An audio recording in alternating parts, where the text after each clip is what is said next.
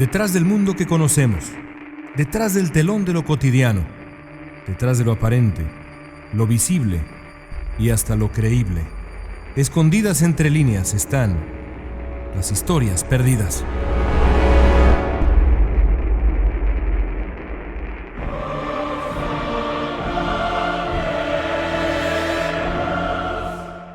El cristianismo puede presumir de muchas leyendas de reliquias maravillosas.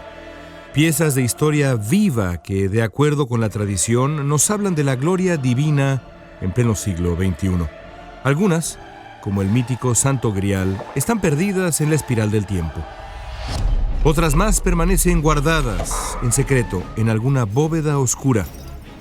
Pero hay otras que están ahí, casi al alcance de la mano, pruebas palpables del misterio que aún rodea el quehacer humano. Quizá ninguna reliquia ha despertado tanta polémica y tanta pasión como el sudario de Turín, la sábana santa que, de acuerdo con la fe, sirvió para cubrir el cuerpo de Cristo apenas bajo, ya fallecido, de la cruz. La imagen del sudario es, en efecto, impresionante. A lo largo de sus más de 4 metros de longitud se aprecia claramente la imagen de un hombre de aproximadamente 1,80 m de estatura, descansando tras la llegada de la muerte. Lleva el rostro barbado y el cabello largo.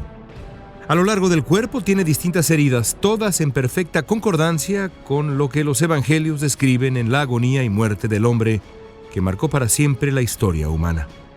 Para los creyentes, ese hombre de grandes ojos y nariz pronunciada no es otro que Jesucristo.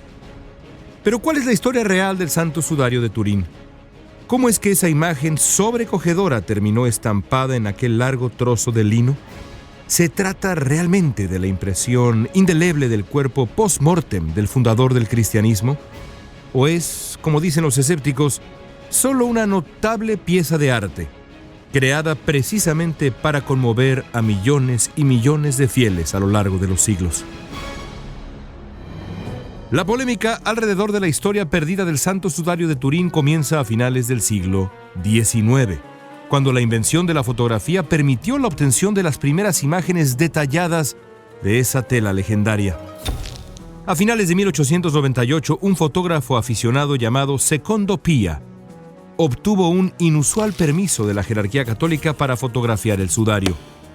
Después de varios intentos con diferentes iluminaciones y tiempos de exposición, Pia obtuvo una imagen en negativo que a partir de ese momento daría la vuelta al planeta. En el negativo de Pia se observaba el rostro de un hombre con barba, con los ojos cerrados y heridas claramente marcadas en la frente, congruente con el que, de acuerdo con los evangelios, debió ser la expresión en el rostro de Cristo momentos después de finalizada su agonía en aquella cruz. Pero no solo eso. El negativo también reveló otras características físicas correspondientes a la historia de los últimos momentos de vida de Cristo. La espalda estaba destruida a latigazos, las manos y los pies heridos, los hombros lacerados. En suma, la imagen era perfecta. Parecía, en efecto, un retrato del cuerpo de un hombre brutalmente torturado y crucificado después.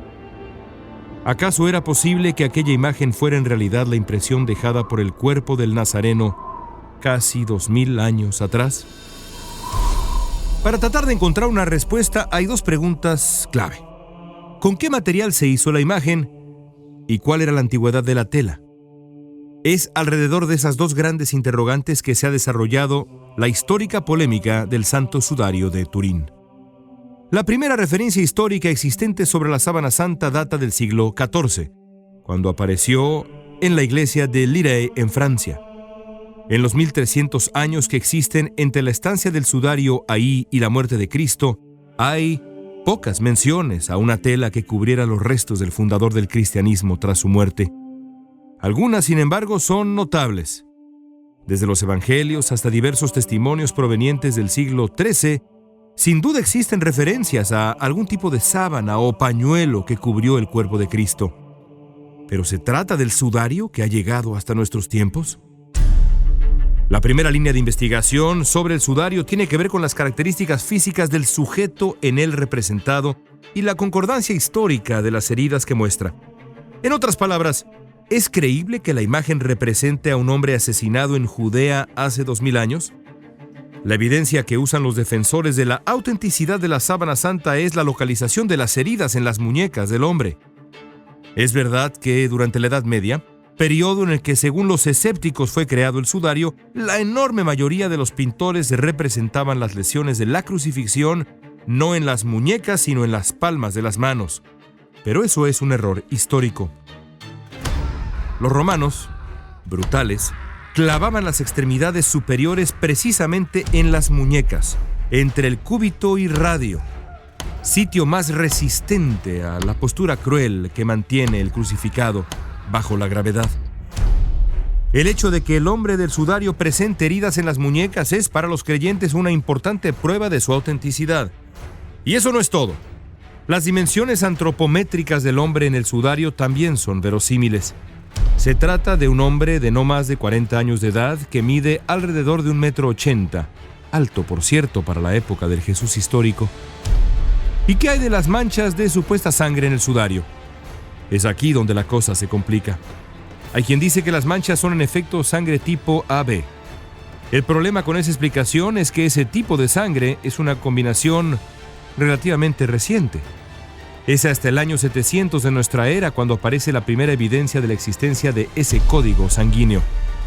Y aunque otros estudios posteriores concluyeron que las manchas eran realmente sangre, el dato importa poco para los creyentes. En cualquier caso, dicen, podría tratarse de sangre usada por un artista osado y creativo ya en el siglo XIV. La única posibilidad para determinar la autenticidad de la sábana santa era realizar la prueba de carbono 14. Cuando la polémica alrededor del Santo Sudario de Turín estaba por cumplir un siglo, un grupo de expertos decidió finalmente usar el más avanzado sistema de verificación científica para juzgar la legitimidad histórica de la sábana. En 1978, la Iglesia fundó el proyecto de investigación del Sudario de Turín, en un inusual intento por poner a la ciencia al servicio de la historia de la religión. El plan, que involucró a varios laboratorios de renombre, se llevó casi 10 años de polémicas, discusiones para tomar forma después de manera definitiva.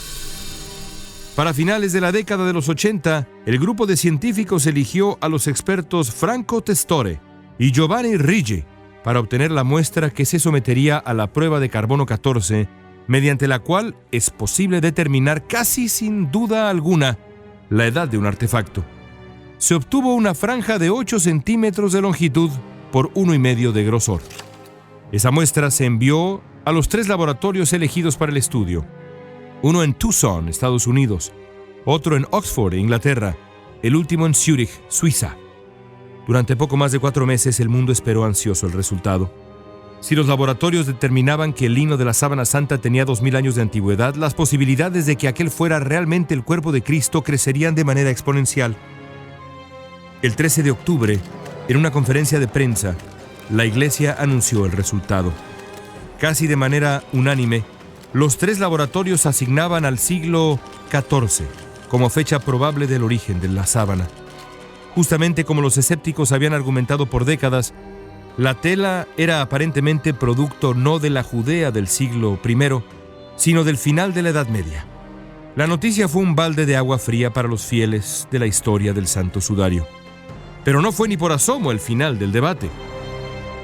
Casi de inmediato, una serie de expertos comenzaron a cuestionar los resultados. Uno de los primeros reparos tuvo que ver con el posible efecto que pudo haber tenido en la tela el célebre incendio de 1532, que cerca estuvo de consumir el sudario y cuyas consecuencias son todavía visibles en la tela.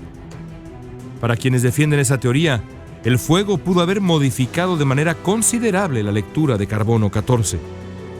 Otros más señalan que los análisis de los 3 laboratorios cometieron inconsistencias que hacen imposible asegurar que sus resultados son confiables o concluyentes. Pero el reparo más interesante, el reparo más provocador es el de quienes aseguran que ningún resultado obtenido de un fragmento tan cercano a la orilla del sudario puede considerarse digno. El trozo, dicen, pudo haber sido parte de una tela distinta. La única manera de comprobar a ciencia cierta de qué año data la sábana santa, dicen ellos, sería recortar una pieza del área central, donde, de ser cierto el origen mítico del sudario, la tela entró en contacto con el propio cuerpo de Cristo. Y esto coloca la polémica en una disyuntiva de imposible solución. Es muy poco probable que la Iglesia acepte recortar la imagen del hombre del Santo Sudario. Aquello sería una profanación. Para complicar más las cosas, ya en pleno siglo XXI, varios artistas aseguran haber podido reproducir fielmente el sudario con técnicas no actuales, sino disponibles hace siglos y siglos. La Iglesia responde siempre de la misma manera: es imposible replicar el sudario. Así, a final de cuentas, el camino termina donde empezó, en la práctica misteriosa de la fe.